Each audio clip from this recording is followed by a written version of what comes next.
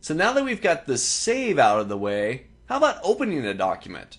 Whether it's a document that you yourself created and saved someplace locally on your system or on your OneDrive account or your network drive, or maybe it's a document that somebody emailed to you and you saved it locally on your computer. Now you want to open it. Well, just like save, super simple. First, I've got my monthly budget document open. I'm going to close it. So I'm going to go up to my File tab and I'm going to go down to Close. This will close the workbook, not Excel. Excel will remain open, but I'll close that active document. So I'm going to close. The document's gone. You can see I no longer have the monthly budget workbook open.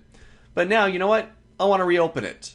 Well, once again, there are multiple ways to do this. Take a look. I'm going to go up to File. I'm going to go to Open, which is where it took me by default.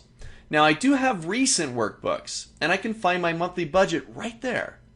One click, open. But what if this is something that somebody emailed to you and this is the first time you've ever opened the document? It's not going to be in your recent list because you've never had it before. Well, in order to open that up, I need to browse for where I saved it at.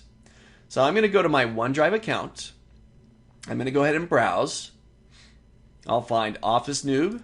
I'll find Videos, Microsoft Office, Excel 101. And there's my monthly budget document, .xlsx. So with that selected, I'm going to hit open. And that's it. File, open, go browse for the document wherever it's saved at, locate it, select it, hit open, and you've got the document.